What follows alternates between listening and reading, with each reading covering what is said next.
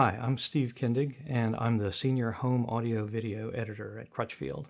And I wanted to talk to you today a little bit about my audio video system, so the equipment that I have, and some of the thinking that went into the decisions that I made to put it together. Recently, I replaced my speakers with Dynaudio Excite X18 bookshelf speakers. They're really compact and small, but what they do really well is sound staging, which is probably my top priority for listening to music and for movies too. So I have 3 of those across the front. I actually use one as a center speaker instead of a dedicated center speaker because in my experience, both for movies and for music, having 3 identical speakers across the front creates the most seamless soundstage. And then the subwoofer that I got is the SVS SB2000. It's a 12-inch sub with a 500-watt amp. It's not huge as subwoofers go, but in this room, it creates the most powerful bass that I've ever heard in any of my systems. So most of my music listening, again, is CDs. I have a few SACDs and a few high-res downloads, but it's probably 90% CDs. Probably the heart of the system is an Oppo BDP 105 Blu-ray disc and universal disc player. It also has some apps for streaming video, and it also is a fantastic audio player. What I really like about it, though, is that I'm able to also use it as a preamp. It has analog outputs for 7.1 channels, so I actually connect it directly to my amplifiers. I don't use any kind of a preamp. It feeds a stereo amp, which is a Peachtree 220, and then I have an old Carver AV806X 6-channel amp that I actually use for driving my center channel and my surround channels. So the only limitation that I ran into with the Oppo is that it didn't have any kind of a phono stage, and it also didn't have any analog inputs. So I've always had a turntable in my system, but I wasn't able to use it with the Oppo because I didn't have any analog inputs. So I actually went for a few years without listening to records, but I really missed it. So I ended up getting a special phono preamplifier from a company called PS Audio. I've used a lot of their equipment over the years, and I really like their gear. And they made they call it a new wave phono converter. And it's a great phono stage, but it also has an analog to digital converter. And my Oppo player can take a digital signal. So I feed it right into that, and it treats it just like another source. And I thought, well, if the analog signal is being converted to digital, will the sound still have that special vinyl vibe to it? And surprisingly, it does.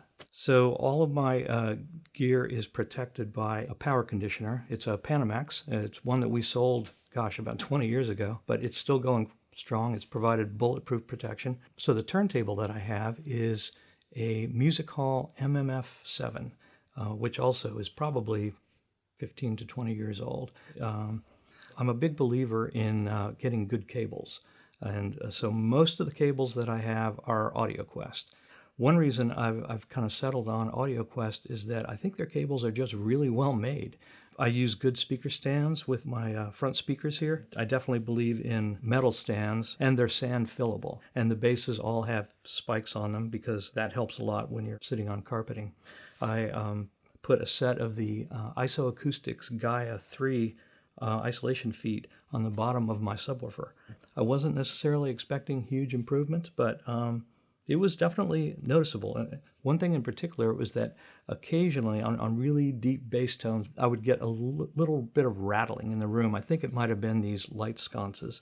That has gone away since I added these feet. I've been working at Crutchfield about 35 years, but actually I was interested in audio way before that. In fact, going all the way back to high school. And the first system that I bought was a Sherwood receiver, a pair of Dynaco A10 speakers, and a Garrard turntable. Pretty basic system, certainly basic by today's standards and what's available. I got an early NAD integrated amp, and it just sounded so clean and dynamic. And in vocals, particularly, I remember listening to like a Roseanne Cash record, and it just sounded beautiful. So I think that was when I sort of realized I was an audiophile. So the projector that I have is a Sony VPL HW15, and it's a 1080p HD projector. It's about 10 years old. And the screen that I'm using is from Elite,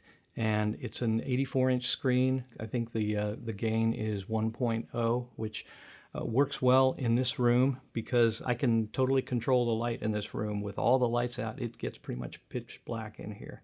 You know, a lot of the stuff that's on Netflix looks and sounds really good. Better Call Saul, I think, you know, Vince Gilligan, who did Breaking Bad as well, he's somebody who pays a lot of attention to sound, both in just, you know, the effects throughout the show, but also in the soundtrack, the songs that are picked. So Better Call Saul and Breaking Bad are terrific. And also, I've been a cord cutter for many years, but I still do buy quite a few Blu-rays, both movies and concert discs.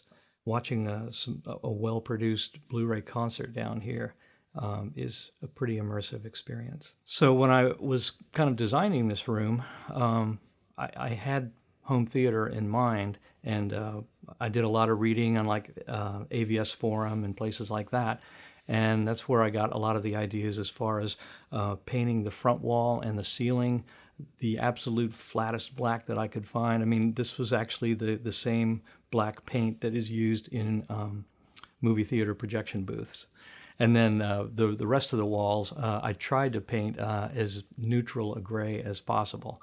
And then I also put up some acoustic panels on the side. You don't necessarily have to put up a lot of panels, but you have to put them in the right place. It's great for music, but I really find it to be great for movies too, because you can hear so much more of the art of what the sound engineers do.